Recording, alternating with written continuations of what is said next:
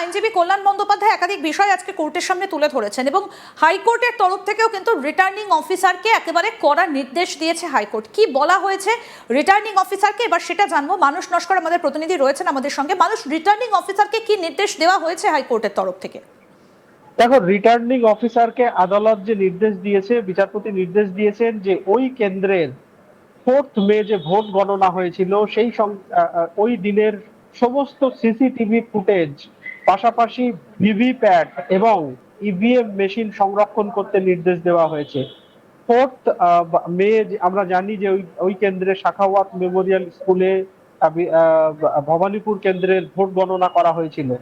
ওই দিনের সমস্ত নির্বাচনী নথি তাকে সংরক্ষণ করতে নির্দেশ দেওয়া হয়েছে এবং মামলাকারী মমতা বন্দ্যোপাধ্যায়ের পক্ষে রিটার্নিং অফিসারকে এই মামলায় কপি সার্ভ করতে, অর্থাৎ এই মামলা নোটিশ দিতে নির্দেশ দেওয়া হয়েছে।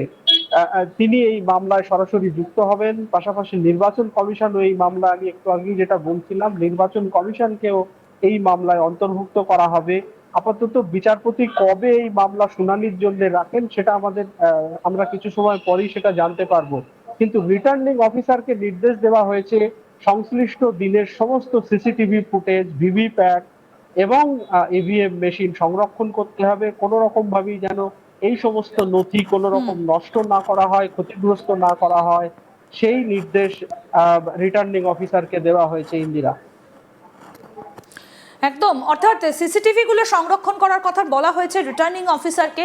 এবং কোথাও গিয়ে একটা কথা বলো মানুষ, এই যে রিটার্নিং অফিসারকে এই যে সিসিটিভি সংরক্ষণের কথা বলা হয়েছে এবং সমস্ত কিছু যাতে যদি এইভাবে রাখা হয়, তাহলে কি কোথাও গিয়ে এই যে হাইকোর্ট বলেছে মামলায় সংযুক্ত অপরপক্ষকে নোটিশ জারি করার কথাও তো আজকে হাইকোর্টের তরফ থেকে বলা হয়েছে এবং পরবর্তী শুনানির দিন সংযুক্ত সকল পক্ষ হাজির হলে তবেই হলফনামা জমা দেবার নির্দেশ দিতে পারবেন।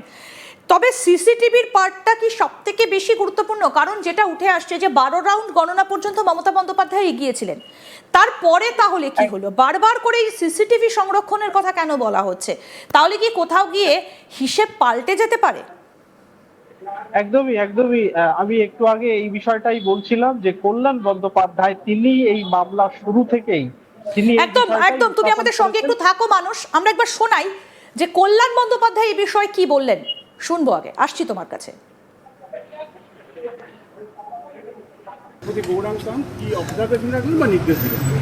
মমতা ব্যানার্জি যে ইলেকশন পিটিশন ফাইল করেছিল শুভেন্দু অধিকারী এবং অন্যান্য সবাইকে, তার আজকে প্রথম দিন হিয়ারিং। প্রথম দিন হিয়ারিংয়ে যে মোটা মোটা যে অ্যালিগেশনগুলো আছে সেগুলো বলেছে যে 12 রাউন্ড পর্যন্ত কাউন্টিং এবং 13 রাউন্ড থেকে যে মুহূর্তে শুভেন্দু অধিকারী যখনই যে মুহূর্তে কাউন্টিং হলে ঢুকলো, সে বলেছে যে ওয়েস্ট বেঙ্গল জিতছি, এটাও আমি জিতবো, সমস্ত কাউন্টিং এজেন্টদের মেরে বার করে। এবং 13 রাউন্ডে যখন ক্যান্ডিডেট মমতা ব্যানার্জি এবং ইলেকশন এজেন্ট, সেই সময় তার উপরও বল প্রয়োগ করা হলো, তাকে কমপ্লেন লিখতে দেওয়া হলো না, কমপ্লেন তাকে কাউন্টিং হল থেকে বার করে দেওয়া হলো। এবং 13 রাউন্ডের পর থেকে সমস্ত কাউন্টিংটাই সব ওনার ফেভারে গেল। এটা অ্যাবনর্মাল যে 81% ভোট ওনার ফেভারে গেল, অ্যাবনর্মাল। সেকেন্ড যেটা হলো, রিটার্নিং অফিসার যিনি ছিলেন নন্দীগ্রামে, সেই সময় তো ইলেকশনে কাউন্টিংয়ে লোডশেডিং করে কাউন্টিংয়ে জেতানো হয়েছিল। সেই রিটার্নিং অফিসারকে এখন হঠাৎ 2 মাস আগে ভবানীপুরে রিটার্নিং অফিসার, শুধু তাই নয়, আফটার দি ইলেকশন তাকে joint secretary of the CMO করা হয়। তাহলে কুইট প্রোকো রয়েছে, কুইট প্রোকো রয়েছে। তাহলে রিটার্নিং অফিসার আমরা যে অভিযোগগুলো করছি চুপচাপ বসছিল, that is true. Likelihood of biasness রয়েছে। সিমিলারলি চিফ ইলেকটোরাল অফিসার যে গোটা ইলেকশনটা কন্ডাক্ট করেছিল, যে ইলিগালি সমস্ত ট্রান্সফার করেছিল, যেগুলো চ্যালেঞ্জ করেছিলাম আমরা যখন হাইকোর্ট বলল যে না এটা ইলেকশন পিটিশনে নেয়, সেই চিফ ইলেকটোরাল অফিসার ওনার চিফ মিনিস্টার হওয়ার পরে ইমিডিয়েটলি তাকে চিফ সেক্রেটারি করলেন এবং একসঙ্গে চিফ সেক্রেটারি এবং চিফ ইলেকটোরাল অফিসার ছিল। তাহলে কুইট প্রোকো রয়েছে। সুব্রত গুপ্ত যাকে স্পেশাল অবজারভার করা হয়েছিল, সে স্পেশাল অবজারভার না, ওনার সুপারভিশনে শুধু ভবানীপুর বিধানসভা থেকে প্রায় 44,000 ভোট ডিলিট হয়েছে, আর মমতা ব্যানার্জি হারলো 14,000 ভোট।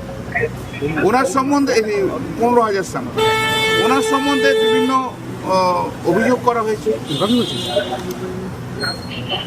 এখন দেখা গেল যে মুহূর্তে ইলেকশন হয়ে গেল, সে তাহলে চিফ মিনিস্টারের চিফ অ্যাডভাইসার।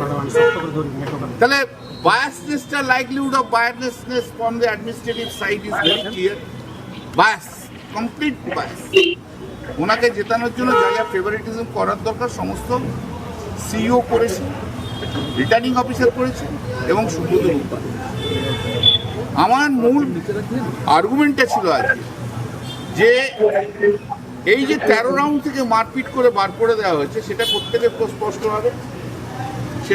হবে সিসিটিভি দেখে। অতএব সিসিটিভিকে প্রিজার্ভ রাখতে হবে, ইভিএমকে প্রিজার্ভ রাখতে হবে এবং ভিভিপ্যাটকে প্রিজার্ভ রাখতে হবে। তো এই যে মাননীয় জাস্টিস গৌরব কান্ত, উনি প্রথমত পিটিশন অ্যাডমিট করেছেন, আমার আর্গুমেন্টটাও একটু নোট করেছেন এবং অর্ডার দিয়েছেন যে